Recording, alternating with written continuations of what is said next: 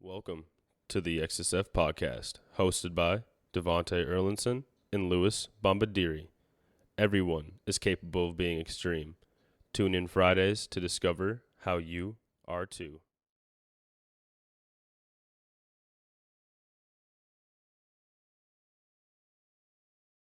Welcome, everybody, to another episode of the XSF podcast.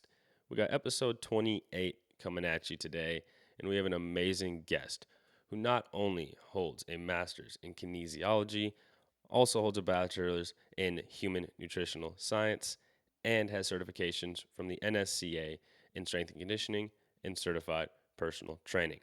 And if that's not enough for you, this man is also a published researcher. Needless to say, he is a ginormous brain in the Thunderdome. Don't underestimate our man, Eric Bugera. You heard it right, Eric Bugera, on episode 28 of the XSF podcast. Make sure you listen all the way through. I'm not going to ruin anything that they talk about today. I unfortunately was not able to make today's episode, but Lou's got it covered with some amazing questions, and Eric definitely delivered with some very generous and insightful answers. Hope you all enjoy. Fancy. They give you a countdown and everything. You know, I still can't figure it out, but it works. I guess we're recording. Good. All right. First thing I have to ask you, how do you pronounce your last name? Okay, so it's been an ongoing thing, and at this stage, I'm too scared to correct, even though from day one it's been kind of butchered. But the last name is Bugera, so basically hyphenated. Take it, make it two words, bug and era, and there you go. There we It's go. not Bugera, not Bugera, it's not a lot of other stuff. Bugera. That actually Bugera. kick this off on a story note, I guess. But we got married during COVID. It was like a very small, close knit thing, just like immediate family due to restrictions, that whole thing. We literally told the justice of the peace like a half hour before her cue to say our name, like you were now pronounced, etc., etc. And it was the most confusingly butchered thing. Like the whole thing is beautiful all the way through. And then it was everything to not just have an awkward pause and just stare at her while she said our last name. It was it was the worst. I've never actually heard it pronounced that way. That's amazing. Yeah, because when I was like talking to my partner about you coming on, and I was trying to say it, I'm like, yo, I've never thought about it. Like, what is it? How do we pronounce this? You know, because It's my whole life, and like it doesn't seem to me like a terribly difficult name, but when you grow up with it the whole time, you hear it from your parents the first time, it's like that's the way it is. And then apparently every single human I've ever known, from like teachers to football coaches to everybody, it's like they have it in their head how they're gonna say it, and I'm just like, whatever, it's fine. Yeah, that's what I got with Bombadiri. People just look at me and they're like, you know, I'm not going to try. And I'm like, I respect that. Thank you. You know, Yeah. like it's gotten to that point. Like every time, like the day when I picked up a prescription for CVS and the girl just looked at me, she's like, I was like, you want me to spell it? Bombadiri. I got you. Like, it's not easy. I don't even know how to pronounce it half the time. So let me ask you, what got you into training, Eric? Why do you do what you do now? I want to know the origins, the beginning. I want to know it all. So that one goes all the way back. I think like a lot of people, at least a lot of people that have a lot of longevity in the field, is like when I was a kid. You know, like you grow up, you start getting to a certain point in time where you're more self-aware of like body image and things like that, and just be realizing either through my influences through TV or the sports or what have you, just my physical appearance, my performance, my everything, like was not where I was happy with it. And that just started me down the whole rabbit hole from like age 12 on of just trying to figure it out, really. I think that's pretty accurate in how my entire career is honestly developed as well. It's just quote unquote trying to figure it out. Like when I started, I wanted to lose weight. I wanted to get cut up even at age 12, which I'm sure is a pretty similar story for a lot of people through like everybody's life, right? So I got like the 5 pound dumbbells in the basement, started just hauling ass, doing like as many bicep curls and push ups and crunches as I possibly could because you don't know anything. And then slowly but surely, the diet thing, you start to realize like, oh, I'm 100% counteracting everything I'm doing through that. And if I look back at my childhood diet, when did you realize diet? Because I mean, honestly, 12 to me is like, man, well, if that's what you're thinking out of 12, it explains a lot of like your intelligence now, I would say. Like, I could just think about myself at 12, I was not doing that yet. You know? So to be like at 12, I'm like, you know what? I'm out here and I got to get jacked. I got to figure this out. I'm like, Yeah, damn, dude, that's what's up. I think the whole thing, like my entire life, has been just raw effort, and then slowly but surely, like directing that effort in better ways. Because I say that I started training at 12, and I started realizing my nutrition was just pure awful at like 17, 18. Like when I'm living at home, I had a very good upbringing, but like nutrition wasn't like a part of it, Right. right? Like I was fed, but no one really looked into like what is even a calorie? Like that wasn't a thing, right? So you look back at your diet when you're younger, and it 100% explains everything. Like there's a reason why I was able to get bigger, but not in the respect that I would have wanted, right? So the diet thing, like I said, I'm starting to train around 12. I'm starting to try to get my shit together around 12. But as I go further and further along, thankfully I had like the growth spurts through junior high, high school, started to spread some of the load across my body. But it wasn't until I got into like actual almost university age that I started to realize like, oh, I'm eating like garbage, and I can really fix a lot of the problems I'm having if I just start looking into this a little bit more. Yeah, man. Like that's very similar for me. Like growing up with like in the house eating, like it wasn't bad stuff, but it wasn't tracking calories. It was. I was actually fortunate because like my pops grew up. Dinner time was like that family stuff, that old school Italian dinner. Hmm. So you generally ate all the food groups and it was pretty good, but not the way like we do it now Yeah. with understanding it. So that's what's pretty wild too is how because I look at the way like people train coming up young, even the way I did coming up young. We didn't like I thought at like 22, I thought half a Subway sandwich was good for me because I ate half of it, not the full thing. So still, you know what I mean? Like, Yeah. and I look at kids now coming up, and it's always like, and it's got to be harder now. I think because of what they're looking at.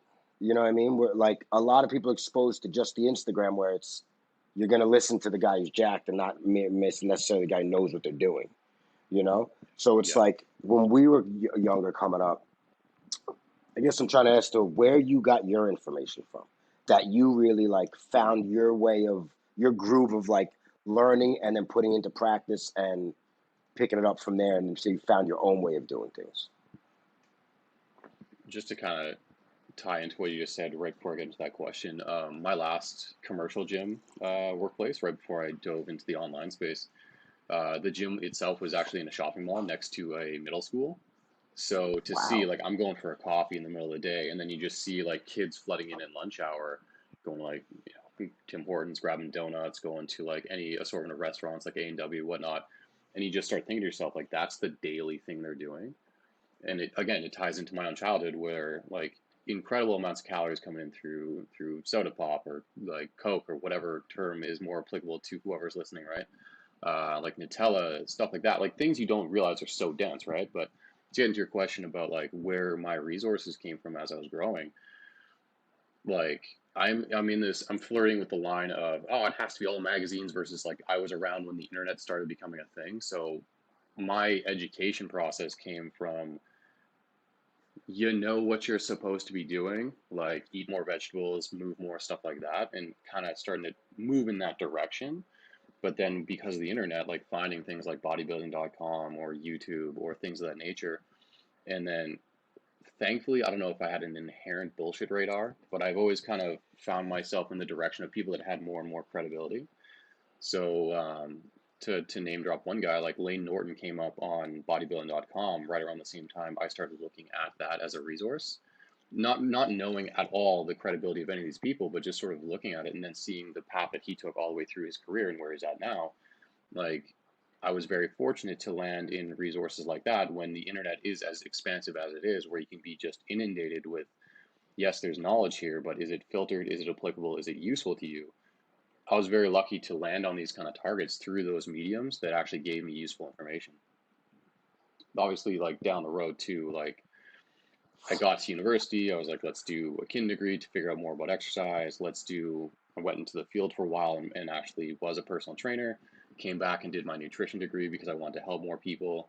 Eventually, it parlayed into a master's in kin as well. But the secret there is like everything that I've kind of done in my academic career and really my career in general, at certain points in time, it's from a selfish motivation of I want to improve my place in my quote unquote fitness journey first. Like it's me diving into more information about how to better myself first that then translates into I'm a better practitioner at being a personal trainer, at giving nutrition advice, at the psychology of helping people improve. It just sort of bleeds into everything else. But honestly, it comes from a place of that 12-year-old kid wanting to still understand themselves more and keep improving. That's fantastic. Like that wanting to be better alone, like without thinking like I want to be better to make more money. I want to be better for what any other reason except be better. That's how you get great. You know. That's what's so Exactly. amazing. And it's, you don't ever, the people that set out with that mentality, like I aspire to inspire, I get it. I understand that feeling. But a lot of the times it's like when you just don't even aspire to, you just do. You do right by as many people as possible. Eventually that comes full circle, Well, that right? isn't. If you ask me, that's more inspiring. Like like a whole like a fitfluencer idea, or like I want to be a I don't know life coach, whatever. Like to me, doing it is the inspiration. You know, like yeah, sure, dropping some nuggets of Yeah. how you're doing it along the way, but doing the job, doing the task, showing up every day, doing it, learning it, obtaining the knowledge, like that's inspiration. Like when we're in the lad script, the Thunderdome over there, and you're dropping knowledge, I get Yeah. inspired to be like, I want to know that knowledge. Like that's to Yeah. me the way it goes. And that I guess ties into like back to your question about like where do I get my resources and why is it important to me in this case, like you're saying, to just I view everyone that I can have an influence over. Like, it's not I'm trying to be quote unquote an influencer in the respect of what it is today. Like, I'm trying to have the greatest reach, the most followers. I want to have a dramatic impact on a handful of people that I can really help expedite their knowledge to get them faster and faster into a position where I wish I knew. And I'm sure a lot of people feel this way too. The I wish I knew this when I started sort of mentality, it goes from I wish I knew this when I started as a trainee myself, but also as someone that is trying to help train other people. I wish I knew all of these things when I was getting started as a trainer as well. How can I get people just through like tiny sound bites, as you're talking about in our little group chat, or answering questions that take me next to no time? How can I just spread that influence and that knowledge base a little bit faster for people that don't necessarily have the time or resources to get the formal education or don't necessarily have that filtering process? Well, hopefully I can act as a resource that gets them to that point. Because if I go the route of let's just get a million followers, not saying that's something that I want, like just personality wise, but versus let's get a group of 10 to 20 people where I can dramatically expedite their knowledge base and their passion, the ripple effect that I have in that respect is way more impactful, in my opinion. Like without a doubt, and not just that. To me, that's like the intention to only obtain the followers without. Sure, you might be pumping positive. I'm not saying people with a million followers don't pump great stuff, but if that's the only intention, Yeah. one, you're typically not going to reach the way you think you're reaching. You might just reach Instagram eyes, a quick scroll. But the way you're looking to do it, taking Mm-hmm. 20 people into a chat and really one on one, that's going to cause the impact. That's not the superficial impact that we live nowadays, where it's like you just assume because like Cristiano Ronaldo has 3 million followers, he impacts people daily, which I'm sure he does. Yeah. But to take 20 people and know you're getting right to it, that's watering the plants. You know what I mean? That's just not talking about it. Yeah. That's some great stuff right Well, there. that's it's interesting to look at too, because if you look at certifications, right? Like that's the medium that you and I kind of got in contact. But there's a ton of certifications in this field, in nutrition, in any real continued education field that requires you to keep trying to get better, right? But it's a weird game to play to try to put out information in this way that is designed to make people better with a limited capacity to actually do so. Because at the end of the day, it comes down to even if there's just a practical component, it's let's write one test and then you're that's it, go get them, kid. Like it's hard to have that be a legit. I'm not gonna. Say, I don't want to say it's illegitimate, but it's like it has limitations in how effective it can be in practice, right?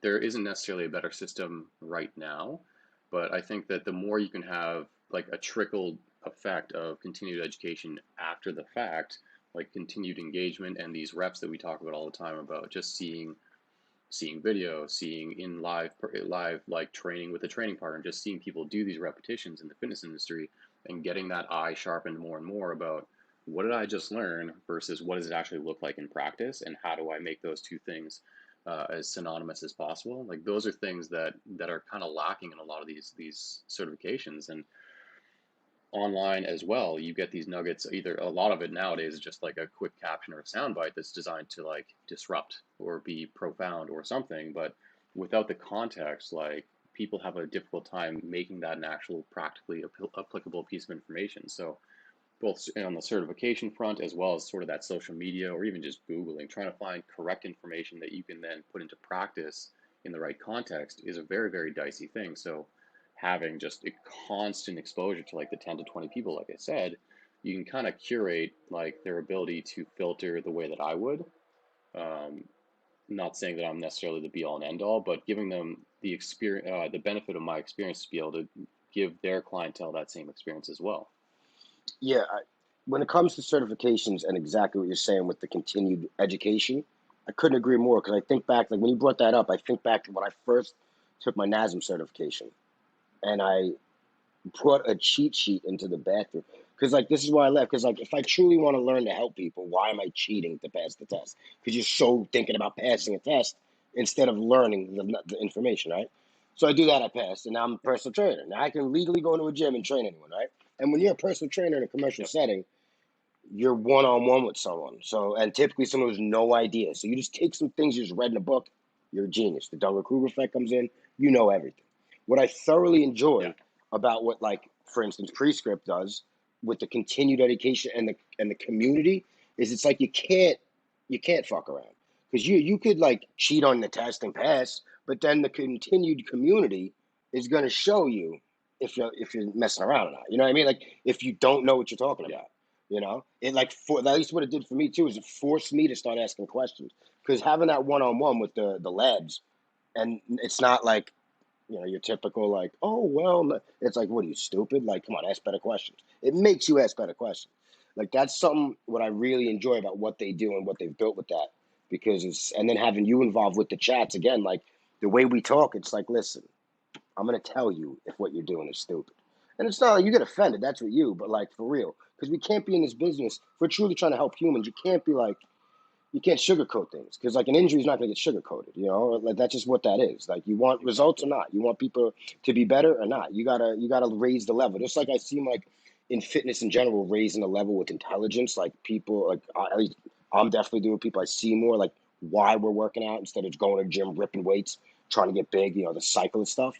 I think everything is getting raised. And I think even in that sense of like not just the way you work out, but the intention behind everything, the programming, the conversations, everything. Like, are we here just to break chops or are we going to actually learn, Things like that. Are we here just to chum up together and act like we know everything or really help each other get better, you know? That's what I really enjoy with what I see is going on, at least with Prescript. And I don't really give too much attention to anything else. I don't know if it's happening much other places, but it's if they're doing it, you got to assume other people are going to start doing that. So I feel like certifications in general and I guess the profession of training is going to be more respected. Because the problem I think is we got trainers out there, like I see it all the time. They pass the certification and they got people doing the most silly things. And yeah, of course, you take someone who's never worked out in their life, you work them out for a month, they're gonna see something. But what's gonna happen after and after and after and after and after? So really, it's like, how do you think? Yeah. No, what? Forget that. Why do you think people even still do that? Like with all the phenomenal information out there. You know, do you think it's because I think of it as like an ego thing? Like, why would you just want to take some other people and have this all of a sudden confidence that you could do amazing things with them when what you're doing is terribly wrong?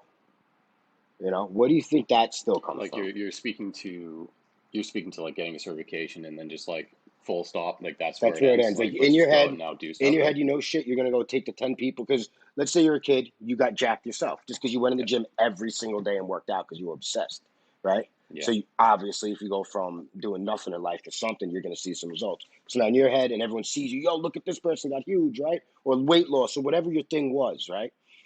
Now you get that cert in your head, you know it all. You take people on. Why do you think we even with the great stuff you could see out there, why do you think people still do that?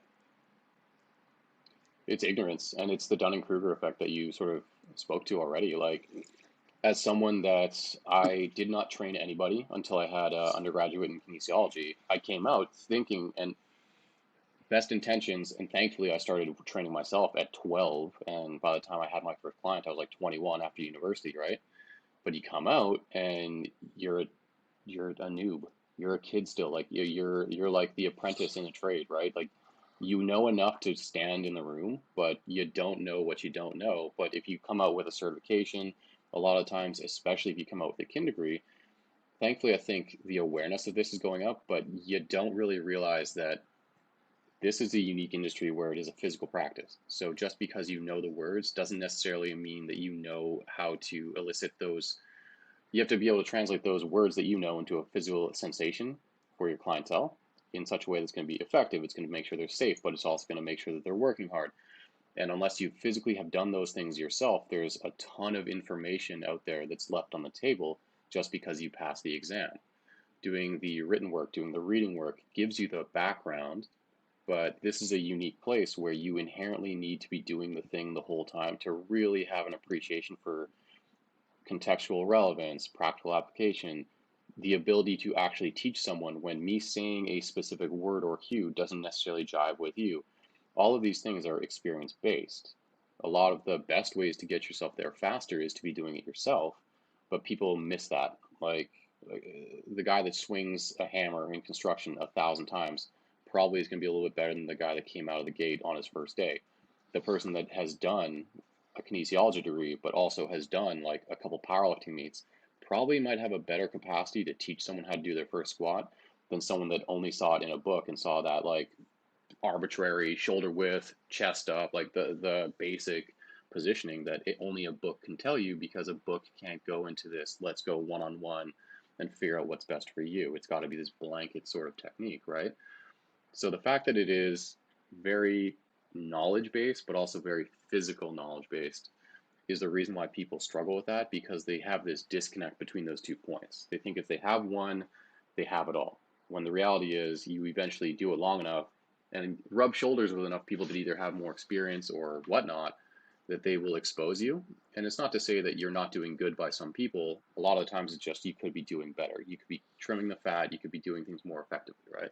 It's like having the language of coaching, like understand how to articulate certain things to people. Is that what you mean? Yeah.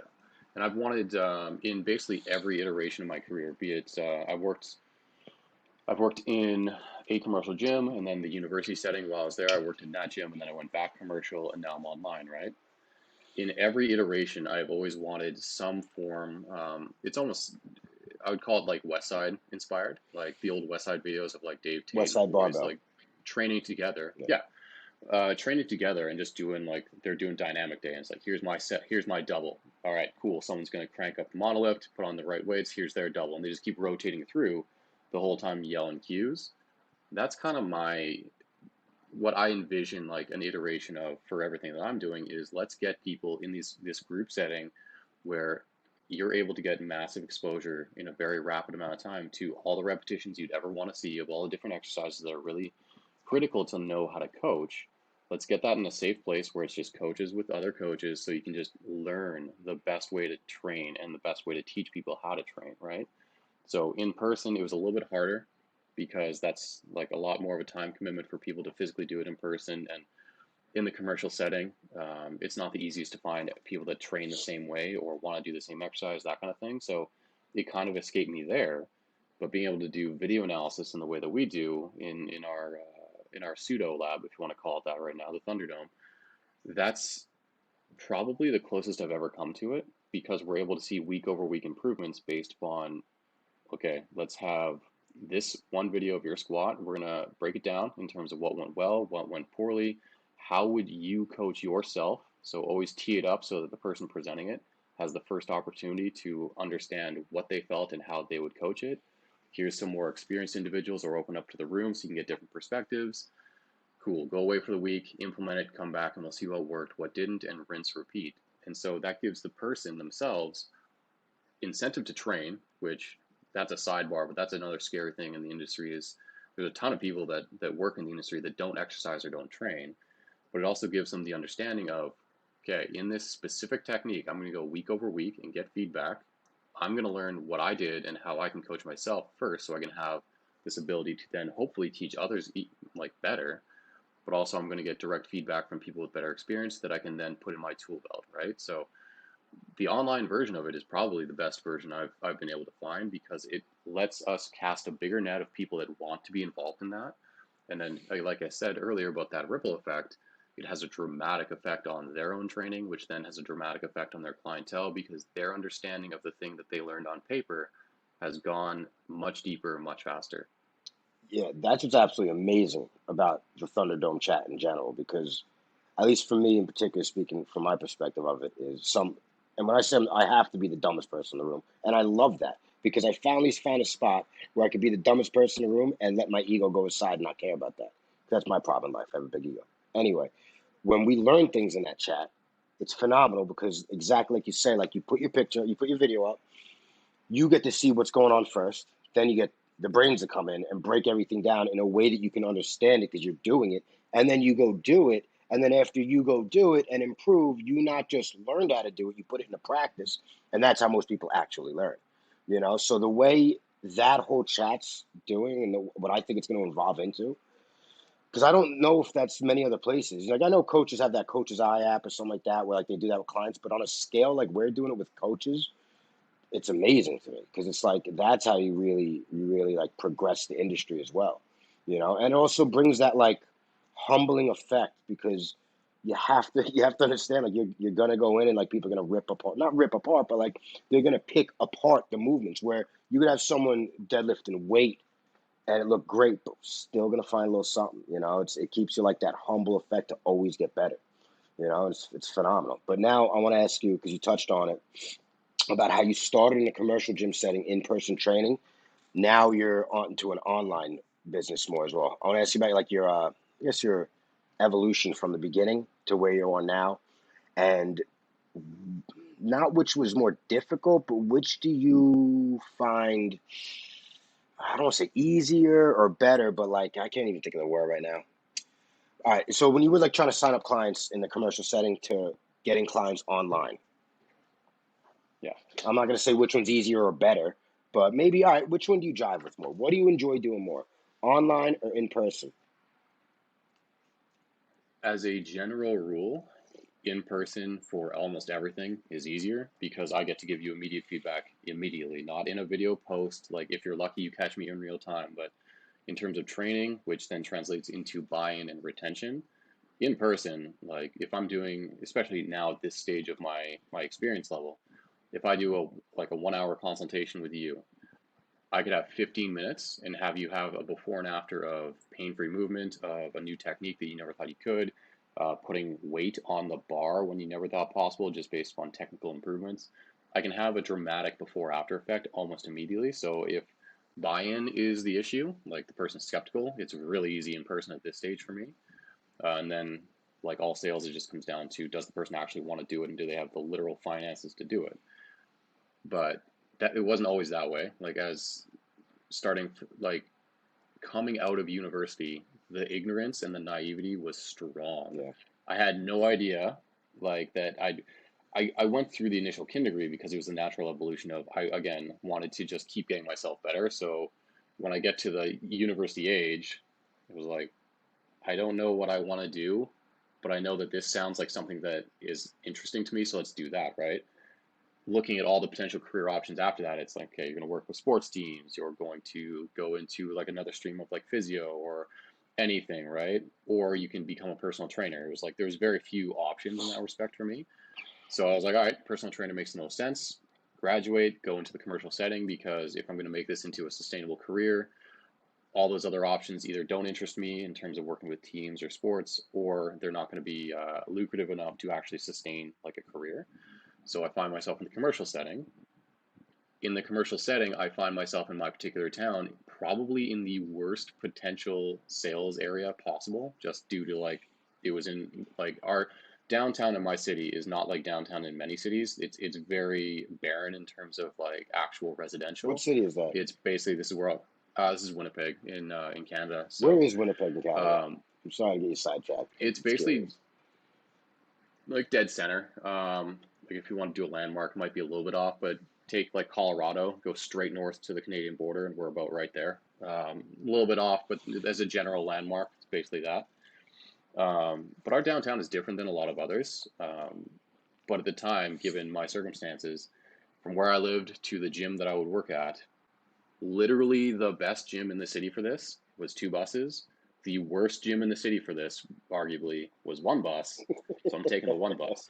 So I find myself in a place that is very, very difficult to make it out of, but I'm incredibly ignorant of that fact because I'm just a kid, right? So I go through the process, and I had a safety net of, I basically had a year to get my feet under me, living free room and board at home. And then it's like, okay, not necessarily get out, but like we offer that to your brother, we offer that to you. And in my mind, like there was a deadline here, but I also had a soft safety net, right? So the ignorance of how hard it was didn't hit me until I had been successful somewhere else and realized, like, oh my God, it took me 6 months to sign my first person, and I was just grinding.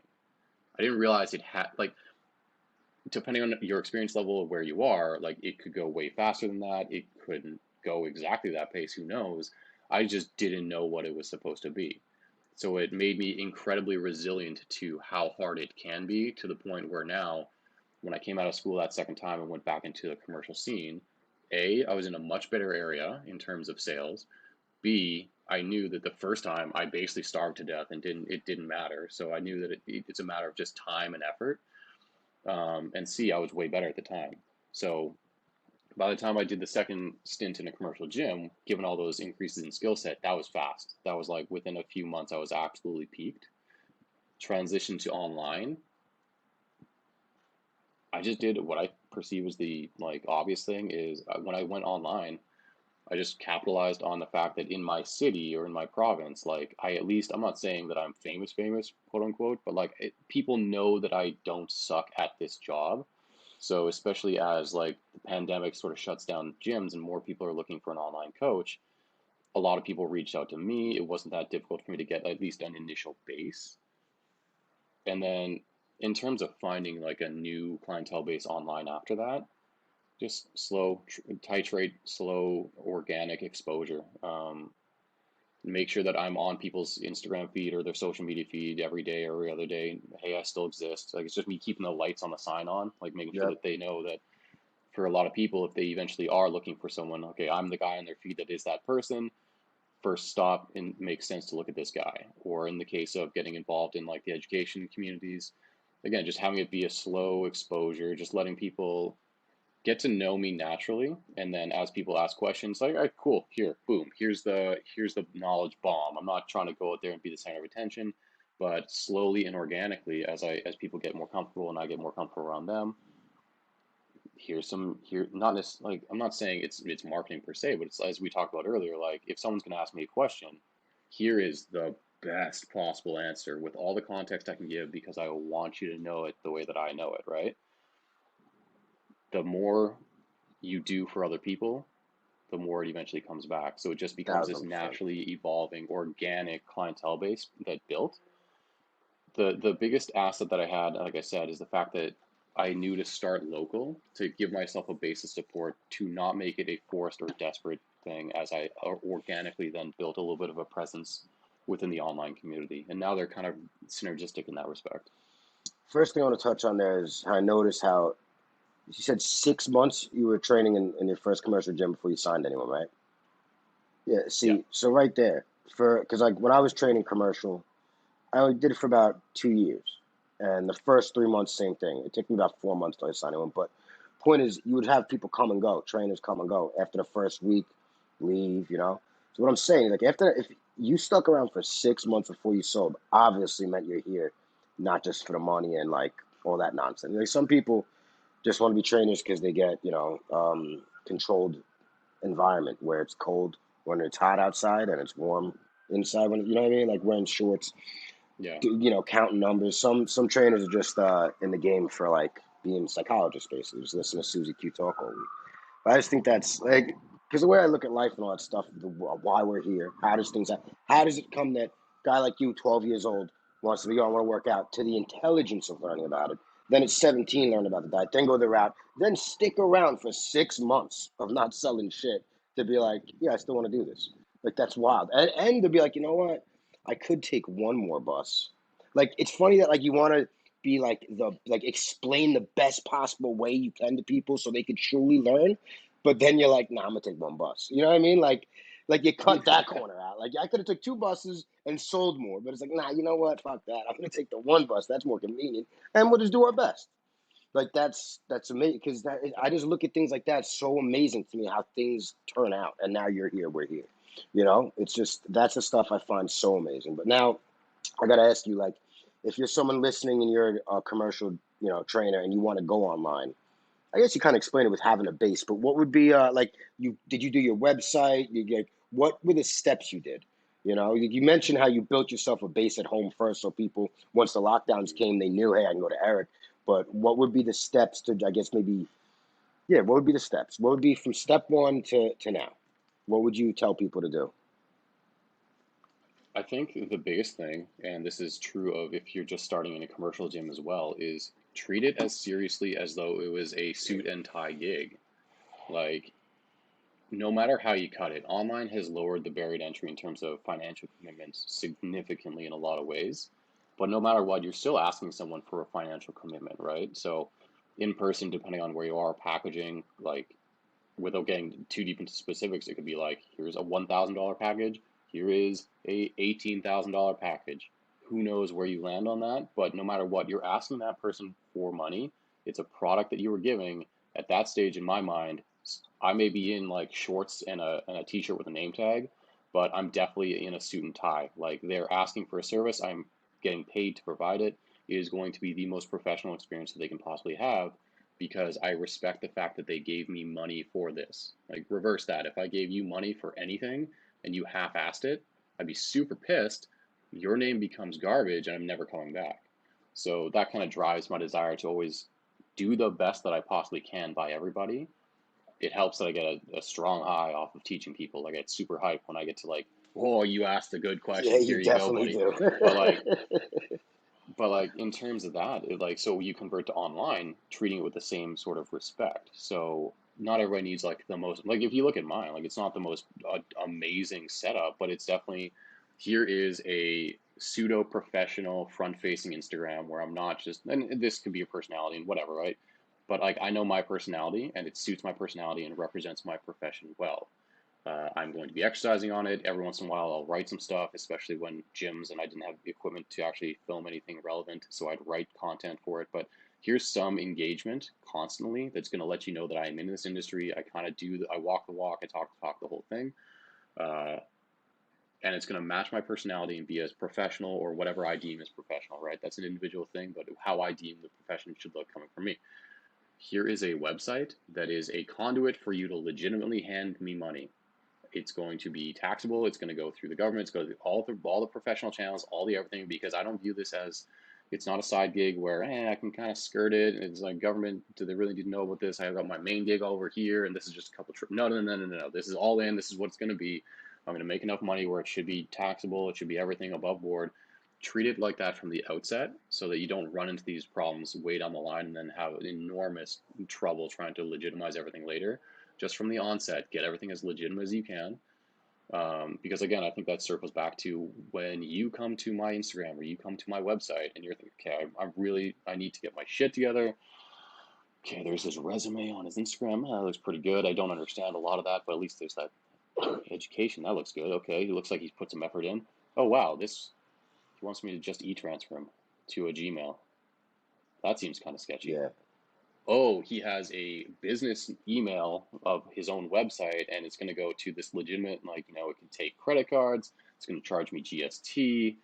Wow, look at that. It looks a little bit more like just having it be like as professional as you possibly can. Those are the biggest transitions that I think people need to make. And it's not a lot of overhead. Like it's a small investment up front, and I mean Yeah. small. And then online personal training as a gig is like $2,000-3,000 a year. That's it. That's your overhead. Like if you can't commit to that and this is what you're going to be doing, try opening a gym where it's tremendously more than that and ongoing. It's just ongoing suffering until you make it huge. Like Yeah. that's so I think in my opinion that's a big gap with which a lot of people could improve on is just from the onset treating it with as much respect as you possibly can and trying to make it as much of a profession in your mind as you possibly can as well. Excellent. Yeah, that's exactly like that's what it is. A lot of people, want to be trainers, but they don't want to have they don't want to have that online presence, or they don't want to have the website or anything except I want to train people online. Like, all right, but if you want to train people online, Yeah. you got to have something going on over there. Whether people know what you do, or that you have some knowledge, have some trust in you to even sign up for you. Because also online, you're competing with people that have 100,000 followers, 500. You're competing with some girl who's got 80,000 followers who got her body done in Miami, but no one else knows that. So everyone's following her and going to her for training because she knows a big booty band program. You know what I mean? Like that's what you're Exactly. competing with. Like, It's wild. And when you're not that person that just wants those eyes on you like that, where you're here for to help people, not just for the attention, you're competing against all that. So it comes down to also I think just staying with it, like being true to yourself the way you do it, with just wanting to truly help people get better. And then like you said, it's a full circle thing. Like investing in people instead of just profits. well, you touched on something really important there for people looking to get online as well. And it's true of in person, it's just a little bit more fluid when you're online. You have finite resources as one person. There is a finite amount of people that you can help before it immediately starts to dilute your own product. So in person, you can probably get away with training 12 up to maybe 20 people if you involve like small group stuff, right? At any given point in time, give or take, it's a little bit sliding scale there depending on how you run it, but you have a finite amount of hours in the day and a finite amount of people that you can be helping at any given point in time because you are one person with 24 hours in the day. That same thing applies to online. It's just that your income or your cost per hour dramatically alters because online is a much more efficient medium depending on if you're doing like, okay, by the hour virtual calls, or are you doing just programming, or what is the actual nature of your product, right? So I can now start serving upwards of probably 40 people, but there's still a finite cap of you pass this threshold and your quality of product diminishes because you've run out of time to give the amount of time necessary to keep it high quality per person, right? So worrying about the booty band influencer with like 80 to 800,000 followers based upon whatever their branding or their marketing is versus me with what am I sub 500 but my business has flourished. I only need 40. I only need so many people. I only need so many things until I run out of space, right? Then it can you I think the actual major thing about this part of the conversation is knowing that if you're willing to let it organically grow and put in legitimate time per person per acquisition of client, it takes a lot of the stress out because it's not necessarily a mass volume game. It is a limited volume game. You need to build to a certain point, and that can be super stressful if you don't have any income to speak of during that time or you don't have like a float. But once you're there, like you don't need 300,000 followers to sustain 40 clients. Like you need a handful of followers if in the online scene and then just incredible service to retain them. It helps. It definitely does. And I'm not going to say that like there's a one way to cut this, but just knowing that you just have to be incredibly high quality per person, and that is probably a much better strategy out the gate than worrying about follower count because you will always have that finite amount of people. Acquire someone, retain them, and slowly keep building off of that. Yeah, that's phenomenal. Because obviously, I was thinking about the influencer that has a billion followers, and the way you put that makes so much sense. 'Cause it's like you want to have just quantity of people that are not really getting anything from you except just attention. You're getting their attention. Or you want to have a quality of Yeah. people that, and then like you said, you build a community, a relationship, and now you're flourishing by actually truly helping people, not just getting like ads on Instagram. That's phenomenal. Now, I want to ask. Well, because that's the. No, Sorry, go go ahead, ahead. go ahead, go ahead. One little thing on that too is everything in our industry you can Google, right? 100% you can Google all of it. So the sound bites or the captions that the influencer model or like the social media model right now, right? It's very here's your photo, here's your caption that's trying to be profound or try to offer some information that's very difficult to get good information out because you're still limited to the text format. That's all well and good, but the real value to that client is if they were to sign on with you and get actual engagement ongoing from you as their coach. So again, it comes down to the fact that like no matter what, even if that person has a list of 300 signups that are on a waiting list because they have a million followers versus I have sub 500, but I have a stable of people that have been with me for a year, those people that are going to be renewing constantly are going to get a longer length of time engaged with a coach that is going to allow them to actually have that building process necessary because the caption modeling and all that kind of stuff, again, like it's all Googleable. That's not necessarily where the value comes from. That's a hook to get people interested in you, but once they actually sign up, the real value comes from I can't believe I have to say this, but the actual coaching that you provide. Yes, I completely agree. Not that that matters, but that's all I can think about saying right now. Yeah. No, it's so true because, like, as we're talking about, like, because now we can spin this conversation into tons of ideas I have with why we're on social media and what it really means and all this blah blah blah blah blah blah. But that's literally a whole other 3 day conversation. What I have to ask you now is Yeah. if you, because obviously we have a lot, we target a lot of this to Gen Pop, right? And last episode, me and Yep. Devante talked about what we would do if we have a regular, off the couch Gen Pop client who's going to work out 3 days a week. What are you throwing at them? I'm talking about, could be Susie Q from accounting. She used to be a cheerleader in high school. She's now 40 with 1 kid. What are we doing? 3 days a week. That comes down, there's a couple things. Specifically, what is their goal? She wants to What lose is weight. their available equipment? Wants to lose weight? Okay, so you get the goal. What, if any, are their limitations? So injury history or equipment availability or whatnot right now. And then their individual psychology is huge too, because like, hand me anybody. In the back of my mind, on the back end of things, I know, okay, my bias is, I want to make sure that I build you. You may not even know what's happening, but to the capacity of you can move cleanly through all these patterns, be it like barbell movements, be it dumbbell, it doesn't really matter. But I want you to be able to move cleanly through this preset amount of movement patterns that are going to make sure that you're strong and healthy in these positions that you may never find yourself in training.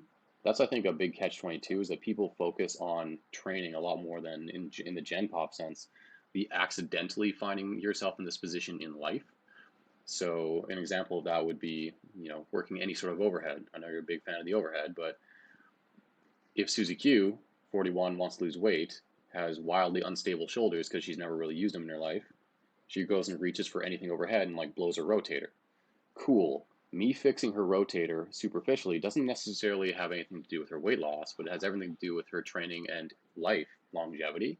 So in the back of Eric's mind, I'm dealing with all these things while I'm also trying to make a psychologically applicable, so they enjoy it, they're going to be adherent, they're going to have longevity behind it, program that on their front face, like their face sort of criteria, they look at it and they're like, oh yeah, that's going to help me get to my weight loss goal. It's like you're juggling a couple different things there. So understanding what their goal is, any limitations that you as a trainer have to work around, and then understanding their personal psychology of how to get them there, while also making sure that, again, my own personal bias as a trainer, making sure that they are equipped to handle literally almost anything that I can conceive life may throw at them. That is kind of my aim with almost any Gen Popper that I get. And really, heads up to any of my clients like that are not quote unquote general pop. They might be trainers, they might be bow hunters out there. You're all getting that same thing too. In the back of my mind, I'm like, how do I basically make sure that if we return you back to factory settings, everything like that's the aim there. Everything, all your joints are happy, all your ranges of motion are accessible. You're slowly gaining strength. You're improving your body comp, and your heart's not going to explode. Those are all the things in the back of my mind that are kind of happening. You have told me your goal. We will definitely get there. But based upon, like I said, those criteria points, goal, psychology, and availability of equipment or limitations, those are the kind of spinning plates I got going on. So it's like giving them what they need, and showing them what they want. Exactly. And as you've experienced probably through your own education in the industry, the more you know about everything, the more you can accomplish those things. Oh, yeah. Susie wants to lose 20 pounds. I know enough that I can get her to lose 20 pounds, and that's the only thing she sees or feels like we're working on, while also getting all these benefits in the background. Right. Right. Yeah. I love that you touch on psychology because I find with certain clients, it's like, dude, it's kind of like you have to just turn around and be like, listen, we can't get anything done unless you see a psychologist. I mean, I'm being straight up. Like, some people, I don't think they understand, like, the psychology that comes with just obtaining anything in life. If you can't get out of your own way, there's no way we're ever going to get results, which then is going to further mess you up because you're not getting where you want it. Until you fix this psychology, we can't go further, But then some people, they'll go to other people, just give them what they want real quick. Like, oh, we'll give it, you're stressed out all the time and your life's miserable and you barely sleep. We're going to get you a boxing program to get that stress out. Like, You know what I mean? You have those people out there, so Yeah. that is to me huge. Really, I believe everything is psychological. So it's like if you can really get a client that if they don't need that site, they're already like, yo, I'm gonna do everything you tell me. Let's work out whatever. I bet. But like for most people, I think it comes down to psychologically. And I'm not saying we're psychologists by any means, but if you can even understand that, then you can at least try to help with it. Even if it's just stating to them. Yeah. Like you work with someone for a month, you realize like, yo, maybe you have something going on because you can't get yourself to the gym. Every day is a struggle. Like, you know what I mean? Like, you can't get moving ever. You can't track your water intake, whatever it is. That's not like we're giving the information here, and it's just like you got to go figure that out. So really, I'm gonna ask you now, how would you even say that? Because that's something I straight up deal with. Where I'm like, how do Yeah. I tell someone like you're just psychologist? Yeah, like you said, the whole thing about training and fitness in general, improving health, it's metrics and it's logic, honestly. It truly is. You can Google it all. We have like this template of how to make Eric or Lou or anybody. Here's a template to make you healthier. We can definitely know things that you can be doing. But that's the thing about psychology. Psychology is slippery and it's not logic based at all. Like I've dealt with clients, I've dealt with family members that have gone through shit in life. They've had psychological or mental health issues that they've been dealing with. It's all variable human experience, right? Like me telling you, all right, buddy, I need you to cut this and count these macros. Sure, that's 100% going to be effective if everything existed in a vacuum. So I think in terms of, you don't necessarily, as you said, we're not psychologists, but a big part of our entire livelihood is dealing with individual psychology. If we want to be nice about, we'll call it sports psychology to make it feel like it actually lands within our scope. It doesn't. But like you deal with human interaction, right?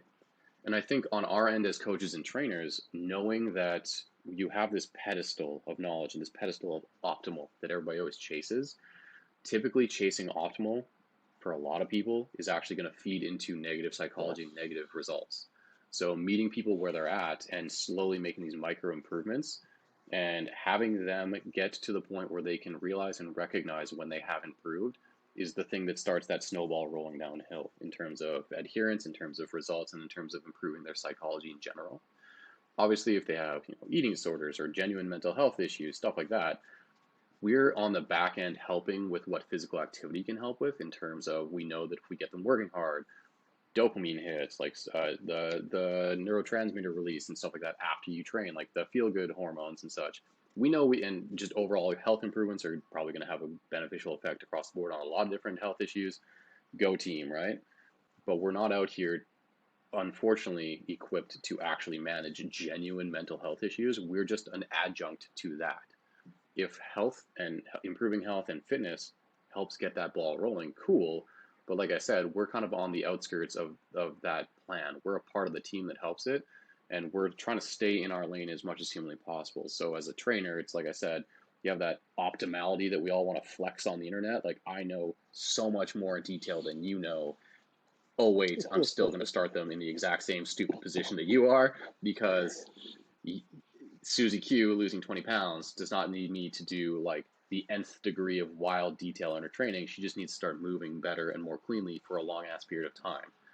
I love it. That'd be it. It's like get off that idealistic pedestal and get to what's actually effective for that person. Yeah, a lot of nut flexing going on in the fitness world. But I'll tell you right now, I hate the fitness world.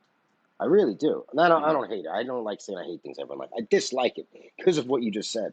You either got the psychos over there, the fit fluencers, which they do the thing we touched on. But then you got the people that like to the nth degree, I have to know absolutely everything, compression, expand, blah, blah, blah, blah. Like, bro, yet at the same time, you're training Gen Pop. It's like, what do we really want? We want to flex nuts, we want to help people. But psychology, It's anxiety inducing, dude. Like yeah. okay, if I'm gonna put a resume down in front of someone and just have it like blow the dust off the desk, like I've got a lot of education, a lot of experience. Even I will read some of this stuff that people are putting out there, and I'm like, okay, you're just trying to flex on another coach. Like That's this all has it is. nothing. No one that you're going to actually help, unless you're a trainer's trainer, is going to. And even that, it's not necessarily going to attract a trainer's trainer. It's just anxiety inducing. Like, wait, so what you're saying is, despite the fact that I've made wild amounts of gains up until this point in my entire life, if I don't know about nutation and counter nutation of the sacrum and my infrasternal angle, I'm a shit trainer and I'm going to make no gains further, and something on my body is about to blow up. Like, that's the problem, right? the more you know, the more beneficial you can be to people. And I've said this in a couple different contexts, but knowing when to be a shotgun and knowing when to be a sniper rifle. Like in our group, we have a couple people that are extremely, extremely good at pinpointing the exact thing, right? And then we have someone like me that I'm very diverse. I'm very well read in a lot of places. I'm educated.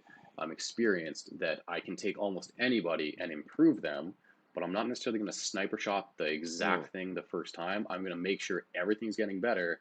And as I see these improvements, I can start paring down and find that thing and a couple more steps removed from just, all right, cool. I see you move once. Bam. That's the thing we need to do to immediately fix everything. Sure, I can do that in a few extra steps, but it is what it is, right? But the people that are making those posts, like we talked about, like that's not helping anyone they're trying to help allegedly. It's just building their presence online amongst other coaches. And at the end of the day, is that really what we're all here for? exactly. Preface everything with do what you want on the internet. It, I'm just some jackass, it, but right? But like in terms of trying to build your business, I've always sort of found that to be confusing. yeah, yeah, it is. It is. It's weird. Even when I think about it, it's behind the intention of why we do what we do, and it's just like, to me, it's ego. It has to be, if you ask me, because then otherwise it's like it'd be the most confusing thing in the world to take, let's say, Suzy Q from accounting and try to not only get her into fitness and stuff, but now explain to her basically Latin to her pelvis moving in ways and like all this like, oh, dude, I want to lose weight. What the fuck are you talking about? You know what I mean? Like, Yeah. like you said, unless you're now at, let's say, a personal trainer or biomechanics convention and you're talking about Mm-hmm. this, I get it, 100%. But if you're on Instagram talking to Yeah. Jen Pop, why are you doing that? That's why I look at it. Yeah. Why are you stating that? And I'm not hating on it. I'm just stating on it because I state the most absurd thing all the time. I don't care. I'm just curious. Yeah. If your name in the game is purely trying to help humans, why are you doing that? You know what I mean? Why are you Yeah. doing that? Is you trying to, like you said, give anxiety? Because the way you just ranted that broke down was perfect. It's exactly that. You could have someone out there who's doing everything great and he's going good. All of a sudden you read from some predominant figure online that has a doctor on their name is like, oh no, I'm screwed. Everything I did that got me jacked, it doesn't make sense. I'm wrong. I'm not actually jacked. I'm an idiot. Yeah. Like it's messed up like that. But it is what it is, and I guess that's when it's on to the human, like you did at 12, to start finding out where you're going to get your information. Because that's another thing too. I think about is no matter what, at the end of the day, it's still up to us individually to go after what we want to go after. And typically, if you're the one that wants to go after the fitfluencer advice, what do you really want from that person? To learn how to be a fitfluencer, or truly try to help humans being a personal trainer, whatever the case may be. So it's also the intention of who we follow and why we follow them. I think. You know. Yeah. But to cat. I'd say a big part of it too, for anybody that's getting into this industry is like you're definitely going to train yourself more often than not. The better you get, the more experience you get, the more breadth of information you know and can put into practice. It'll broaden, but you're going to be training yourself more often than not, especially early. Like you'll find, like I found me in most of my clients when I first started, my first stable of people that I trained in person, in some capacity, all different walks of life, but psychologically and goal wise and like experience wise, they were all me at 12 or like 17 or wherever I landed in terms of like their own fitness development, because that was my experience level and that was how I knew how to help someone. Like you just zero in on like, oh, I've seen that before. I can definitely like, right? You have your experience, you have your knowledge, and then you see the thing that you can actually help, and that's where you can actually get buy-in from that person because what you're saying to them makes sense. It actually is applicable to what they're trying to do, and I think that as a general phrase is applicable to the caption people as well on social media, where speak to your actual audience. So you may have something about a landmine and your overhead stability and all these great terms. How to maybe have your initial caption be to whoever you're actually trying to sell to or like provide your product to, right? So we talked hip nutation for Suzy Q trying to lose 20 pounds. Those words will never happen. It'll be more like, okay, we're going to adjust your stance a little bit. We're going to play around with it first so that if I want to really use this exercise to help you reach your goal, I'm going to make sure we find the safest position for you to not hurt yourself as we get stronger or do it more often. Mic drop, that's the extent of which I just danced around the idea of like hip nutation and like like acetabular depth and a bunch of other things that if I wanted to start flexing, I could do that. But I know that my audience isn't necessarily other biomechanists or trainers. It's going to be Susie Q trying to lose 20 pounds. So I need to know this stuff to provide that service, but I need to present it in a way that she is actually going to find relevant to what she cares about. Excellent. And that comes down to like your intention is to truly help, not just to say, hey, look at me, look what I know. Now, last question. It's hard though. Yeah. Sometimes you see some stuff and you're like, Yeah. I'm not going to comment. Well, see, I mean, sometimes, go outside.